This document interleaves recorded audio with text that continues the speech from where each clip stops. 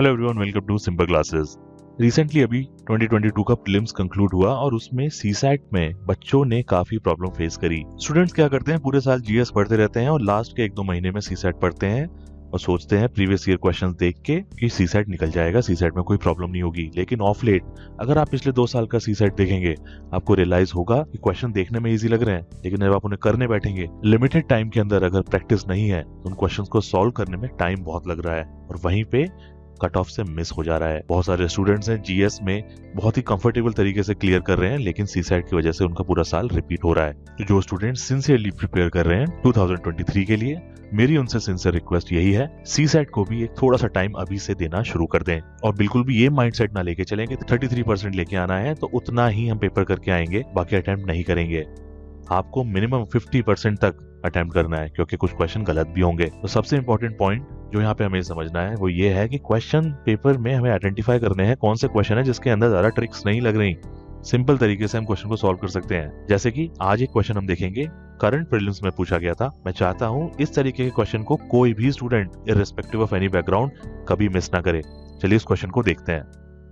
मैं क्यों कह रहा हूँ कि स्टूडेंट्स को इस तरीके के क्वेश्चन मिस नहीं करना, क्योंकि सिंपल कैलकुलेशन अगर आपको आती है, 1 2 3 आपस में जोड़ना आता है और घटाना आता है, तो ये क्वेश्चन बहुत आराम से यूज हो जाएगा, प्रोवाइडेड जो क्वेश्चन में चीजें लिखी हुई हैं, कुछ स्पेसिफिक वर्ड्स हैं जो एग्जामिनर डालता है क्वेश्चन में, उन वर्ड्स को आप पकड़े। चलिए इस क्वेश्चन को सॉल्व करते हैं। ये कह रहा है 3 पर्सन, 3 लोग हैं ए, बी और C, they are standing in a queue, एक लाइन में खड़े हुए हैं, not necessarily in the same order, जरूरी नहीं है कि ए के बाद बी है और बी के बाद सी है, ये क्लियरली मेंशन कर रहा है उसने। There are 4 person between A and B, ये कह रहा है ए और बी के बीच में 4 लोग हैं, 1 2 3 4। ये क्वेश्चन मैं उस माइंडसेट से कर रहा हूं जो कोई भी स्टूडेंट अगर थोड़ा सा भी अलर्ट नहीं है इसी तरीके से क्वेश्चन को अप्रोच करेगा एग्जाम टाइम में। इसमें बोला ए और बी के बीच में 4 लोग हैं, 4 लोग हमने यहाँ मार्क कर दिए। उसके बाद बोल रहे हैं और 7 पर्सन बिटवीन बी एंड सी, तो क्या करेंगे हम, बी के आगे 1 2 3 4 5 6 7 और सी मार्क कर दिया। ठीक है, 4 पर्सन है ए और बी के बीच में, ये यहाँ पे 4 है, and 7 person between B and C, ये यहाँ पे 7 है। इसके बाद एक और बात कह रहा है, if there are 11 person ahead of C, C के आगे यहां से कंटिन्यू करते हुए प्लस 11 लोग और हैं। ठीक है, और कह रहा है 13 लोग हैं ए से बिहाइंड, ए के पीछे 13 लोग हैं, अगर पीछे यहाँ चलें तो यहाँ पे 13 लोग हैं।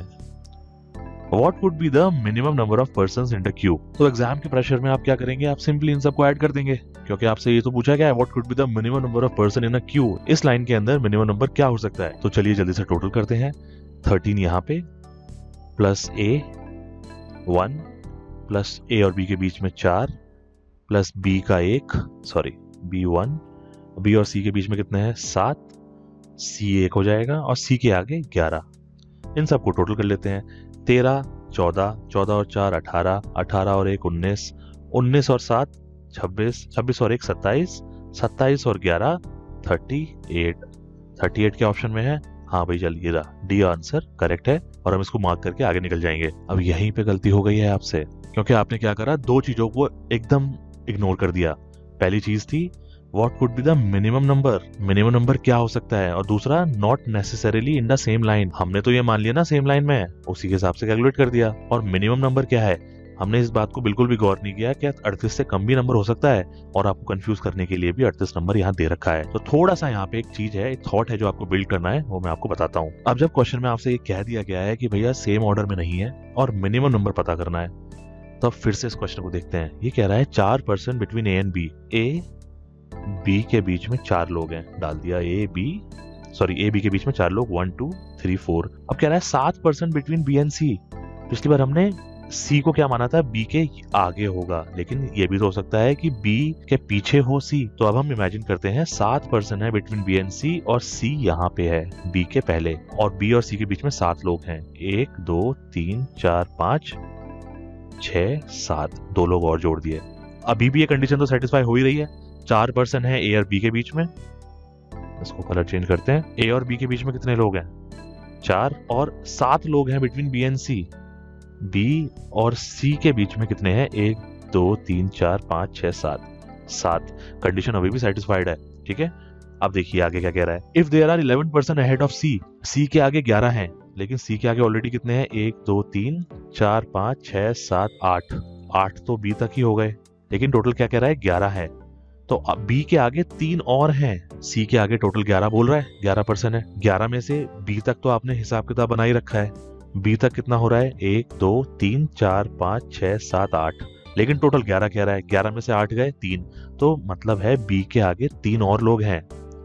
और वहीं पे कह रहा है 13 बिहाइंड है, जो ए है ये वाला, इसके पीछे 13 लोग हैं, लेकिन 13 में से ऑलरेडी कितने डिफाइंड है, 1 2 3, 13 में से 3 गए, तो सी के पहले 10 लोग और हैं। What could be the minimum number. अब यहां से मिनिमम नंबर निकालते हैं, 10 प्लस सी का 1 प्लस सी और ए के बीच में 2, सॉरी सी को 1 कर देंगे, सी और ए के बीच में 2 प्लस ए का 1 प्लस ए और बी के बीच में 4 प्लस बी का 1 प्लस बी के बाद 3। अब इसको टोटल करते हैं, 10 11 12 13 14 15 16 17 18 19 20 21 22। अब देखिए पहले आया था आपका 38 से तो कम ही है, 22 से कम नंबर्स पूरे ऑप्शन में कहीं नहीं है, और 22 आपने जो पहले सॉल्व किया था उससे भी कम आ रहा है। और यहाँ पे पूछा क्या है, मिनिमम नंबर, तो यहाँ से 22 will be the correct answer. ये समझाने में लंबा इसलिए लगा क्योंकि मैंने दोनों तरीके से बताया कि स्टूडेंट एकदम से अटैक जब करेंगे क्वेश्चन पे तो पहला अप्रोच क्या रहेगा। आप मान के मत चलिए कि सब एक ही डायरेक्शन में है और सी के बाद ए है और ए के बाद बी है, नहीं, जब तक उसने स्पेसिफिकली मेंशन नहीं करा आप ये मान के मत चलिए, क्योंकि ये क्वेश्चन बहुत आसान है। सिंपल लाइन के बीच में कुछ मार्क्स करने हैं और उनको ऐड करना है, करेक्ट आंसर तक पहुंचना है। क्वेश्चन में minimum, not necessarily in the same order जैसी चीजें जानबूझ के डाली जाती हैं। और आपने देखा 38 भी ऑप्शन में था, क्योंकि जब आपने गलत तरीके से सॉल्व करा तो 38 आ गया। उस प्रेशर में आपको लगता है यार क्वेश्चन तो सही हो गया है, मैंने जो निकाला वो ऑप्शन में भी है, मार्क करते हैं आगे बढ़ते हैं। तो ये नहीं करना। इस चीज की आदत कब लगेगी, जब आप प्रैक्टिस करेंगे। बहुत आसान सी चीज है, इसको थोड़ी सी प्रैक्टिस करके रखिए। मैं नहीं समझता इस तरीके के सवाल कोई भी बच्चा गलत कर सकता है, क्योंकि इसमें सिंपल जोड़ और घटा है। ठीक है, तो करेक्ट आंसर क्या हुआ यहाँ पे, ए 22। आई होप यहाँ से कुछ आपने सीख ली हो। इसी तरीके से हम आगे क्वेश्चन भी सॉल्व करते रहेंगे। This is all for the day, thank you.